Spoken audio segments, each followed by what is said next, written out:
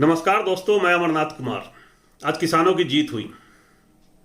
जब पार्लियामेंट में bill pass किया गया था तब भी हमने एक वीडियो बनाया था। फेसबुक पर देखेंगे, यूट्यूब पर तो नहीं है, वहां से मैं हटा दिया था, लेकिन फेसबुक पर वो लगा हुआ है। जिस दिन पास हुआ था बिल, उस दिन से लेके आज तक किसान आंदोलन के साथ जुड़ा हुआ हूँ। किसान परिवार से हूँ, तो किसान हूँ तो किसान के लिए काम करूँगा, और देश का नागरिक भी हूँ। देश का ख्याल रखना हमें मेरा काम कर्तव्य है। देश में 15 करोड़ परिवारों में कम से कम 65 से 70 करोड़ किसान हैं, तो वो सबसे ज़्यादा किसान ही है। तो उनका ख्याल नहीं रखेंगे तो देश कैसे आगे बढ़ेगा। सरकार जिद पे थे, उन्होंने अपना कानून बनाया। जो कुछ भी हुआ आपने देखा, कैसे उनको खालिस्तानी, पाकिस्तानी, टुकड़े टुकड़े गैंग, क्या क्या नहीं, गाली।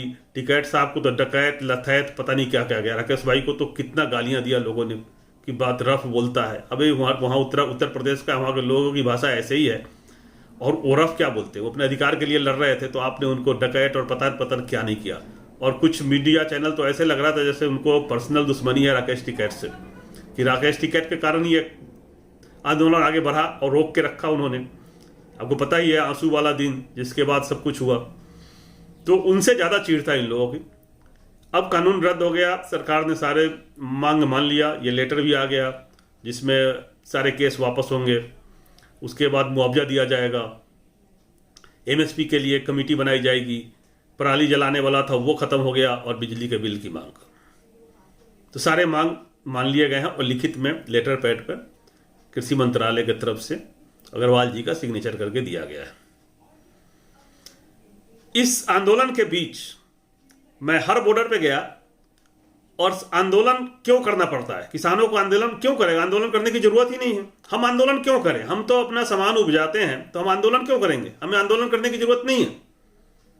प्रॉब्लम क्या है कि हम जिस तरह से यूनिटी अभी दिखाएं आंदोलन में, एकजुट रहे 65 करोड़ लोग और ये 40 संगठन, तो हमारा सामान है, तो हम अपने सामान की कीमत हम खुद तय करें। व्यापारी लोग करता है कि नहीं करता है, चॉकलेट का कीमत सबका रखता है, हम अपना का क्यों नहीं तय कर रहे हैं।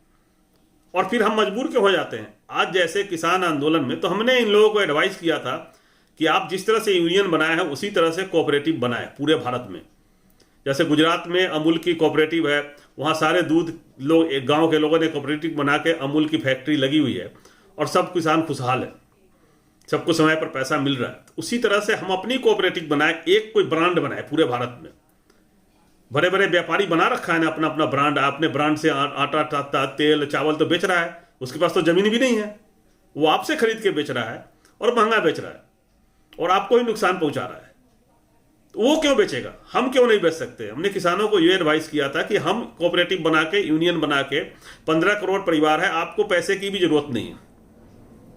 15 करोड़ परिवार, आप समझ रहे हैं, 100 रुपए देंगे तो 1500 करोड़ होगा, और 1000 देंगे तो 15,000 करोड़ होगा। फंड की कहां कमी है। और कोई भी किसान परिवार 1000 रुपए देने से पीछे नहीं हिचकेगा, दे देगा इस काम के लिए। और आप अपना फैक्ट्री लगाइए प्रोसेसिंग के लिए, अपना गोडाउन आपको गवर्नमेंट भी दे देगा, प्रधानमंत्री मोदी साहब भी दे देंगे कुछ फंड आपको। वो भी तो चाहते हैं किसानों का भला हो। तो आप अपने किसान के नाम से ब्रांड खोलिए, कोई एक ब्रांड, और पूरे देश में आप अपना उपज आप खुद देश के लोगों को दीजिए। और आप जब खुद बेचेंगे तो आप, मुझे लगता है, सस्ता बेचेंगे। जो गेहूं आपका एमएसपी 1910 रुपए का है, वो आपको 1910 भी नहीं मिलता। वो आटा 36 रुपए बिक रहा है मार्केट में। 1 रुपए पिसाई ले लीजिए और धुलाई उलाई लेके 36 का तो नहीं होगा। 19 रुपए की चीज 25 में हो सकता है, 28 में हो सकता है। तो लोगों को सस्ता भी मिलेगा। 30 रुपए किलो आटा मिलेगा ब्रांडेड पैकेट में, कितना बढ़िया होगा। तो देश के लोगों को एक सस्ता मिला और आपको उचित मूल्य भी मिला, और सरकार भी इसमें सहयोग करेगी। इन बातों पर किसानों ने आश्वासन दिया था, बहुत सारे संगठनों ने, कि हाँ हम करेंगे। खालसा पालों से भी बात किया था, उनका संगठन सबसे मजबूत है सिखों का, तो उनको भी मैंने राय दिया था कि आप एक यूनियन बनाइए और सब लोग मीटिंग करके इस तरह से अपना सामान बेचिए। तो सरकार के ऊपर बोझ भी नहीं रहेगा कि एमएसपी देना है जी, हमको खरीदना है। सरकार नहीं खरीद पाती सारा। सरकार जो खरीदती है अनाज, उसको रखने के लिए गोडाउन नहीं होता, तो रोड पे सर रहे होते हैं। आप देखे होंगे सरकार क्या करती है, अच्छा ठीक है देना है तो एक सब्सिडी की तरह एमएसपी खरीद के पैसा दे देते हैं, और वो अनाज सड़ जाता है, वो बाहर फेंका हुआ रहता है। तो बहुत बुरा लगता है। किसान खेत में एक एक दाना चुनता है, और फिर उनको पैसे मिलने के बाद सरकार के गोडाउन में आने से पहले वो अनाज सड़ जाता है। तो देश के रेवेन्यू का लॉस होता है, तो वो भी नहीं होना चाहिए। उसके बाद हमारे अनाज को बाहर भी एक्सपोर्ट करना है, तो बाहर का स्टैंडर्ड से हम कम्पीट नहीं कर पाते हैं, क्योंकि पेस्टिसाइड जो हम जो यूज कर रहे हैं वो बाहर के देशों में कई जगह पर ये मना है। वो हमारी गेहूं की टेस्टिंग करेंगे तो उसमें पेस्टिसाइड निकलेगा तो वो नहीं लेंगे। तो उनके साथ उनसे बात करके कि आप किस तरह का यूज करते हैं उस तरह की खेती करना चाहिए, और जिससे किसान खुशहाल हो सकता है। हमारे जो अनाज सरप्लस है वो हम बाहर एक्सपोर्ट कर सकते हैं, ये बहुत ज़रूरी है। क्योंकि 1.5 साल से लोग परेशान हैं और बहुत पहले से आंदोलन हो रहा है। किसान आत्महत्या कर रहे हैं, उनको उचित मूल्य नहीं मिलता, चीनी मिल से पैसे नहीं मिले। विधायक जी भी गिड़गिड़ा रहे थे, रो रहे थे कि गन्ना मिल से बजाज से पैसे दिलवा दीजिए। जोगी जी को उस दिन वीडियो मैसेज भेजा था एक विधायक जी भाजपा के। तो ये बुरा हाल है। किसान का बुरा हाल क्यों होगा? किसान जब खेती करता है तो कहीं ना कहीं से पैसा लेता है, उसके पास पैसा नहीं होता कई बार, तो गाँव में लोगों से लेता है कर्ज लेके खेती करके कि इसी तरह से खेती करेंगे, कुछ उपजेगा तो बेच के हम फिर उनको दे देंगे और मुझे भी खाने के लिए कुछ बच जाएगा। उस स्थिति में कई बार क्या होता है कि आंधी तूफान बारिश आके बाढ़ आके वो फसल नष्ट हो जाता है ओले पर के। तो उस कंडीशन में उसकी फसल की बीमा होनी चाहिए, और बीमा से जो नुकसान जो हुआ है वो मिलना चाहिए। कम से कम लागत मिला है, लागत के बराबर भी मिल जाए तो बच जाएगा किसान। तो ये सब होने चाहिए।